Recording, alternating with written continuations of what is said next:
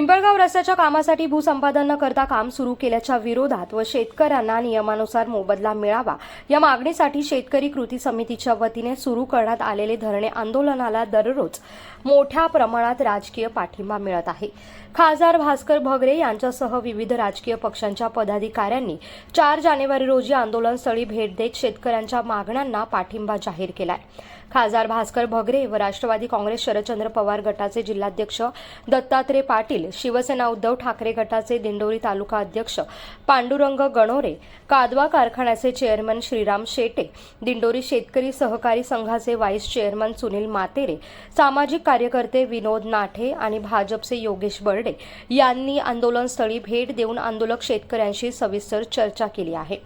या सदर रस्त्यासाठी अद्यापही भूसंपादन झालेले नसतानाही काम सुरू असल्याबाबत यावेळेस त्यांनी चिंता व्यक्त केली आहे। भूसंपादनाची प्रक्रिया तातडीने पूर्ण करून शेतकऱ्यांना शासनाच्या नियमानुसार योग्य मोबदला मिळावा यासाठी आपण सातत्याने पाठपुरावा करू असं आश्वासन खासदार भगरे यांनी या ठिकाणी दिलं आहे। या संदर्भात 5 जानेवारी रोजी जिल्हाधिकारी कार्यालयात संबंधित अधिकाऱ्यांसोबत खासदार भगरे यांनी बैठक घेऊन शेतकऱ्यांची बाजू समजावून सांगितली आहे। शेतकऱ्यांना न्याय मिळवून देणार असल्याचं देखील यावेळेस त्यांनी स्पष्ट केलं आहे। News point Marathi, Dindori.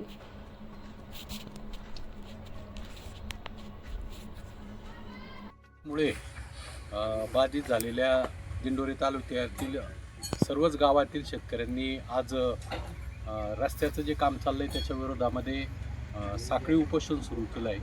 हे साखळी उपोषण सुरू करण्यापाठीमागची भूमिका अशी आहे की रस्ता पूर्वीपासून झालेला आहे, परंतु त्या रस्त्याचा कुठल्याही प्रकारचा मोबदला हा शेतकऱ्यांना मिळालेला नाही आहे। सर्व शेतकऱ्यांची म्हणजे त्यांचं म्हणणं आहे की आमच्या रस्त्याच्या विकासाला विरोध नाही, परंतु आमची जी जमीन या रस्त्यामुळे गेलेली आहे, अनेक शेतकरी म्हणजे त्यांच्या थोड्याशा जमिनी असताना रस्ता गेल्यामुळे किंवा आज राज्यमार्गाचं काम चालू झाल्यामुळे जी जमीन जाणार आहे त्याच्यामुळे तो शेतकरी प्रचंड प्रमाणावर बाधित होणार आहे, त्यांची जमीन त्या ठिकाणी नष्ट होणार आहे। तरी शेतकऱ्यांची मागणी आहे की आम्हाला मोबदला मिळाला पाहिजे आणि त्या मागणीसाठी त्यांनी साखळी उपोषण सुरू केलं आहे। त्यांची मागणी आजपर्यंतची जी रेकॉर्ड दिसतंय त्याच्यावरून आजपर्यंत शासनाने कुठल्याही प्रकारचा मोबदला शेतकऱ्यांना दिलेला नाही आहे आणि तो मिळावा म्हणून त्यांचे प्रयत्न चालले।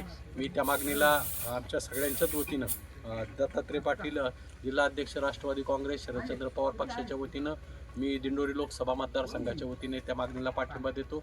त्याचबरोबर कलेक्टरांशी माझं बोलणं झालं आहे।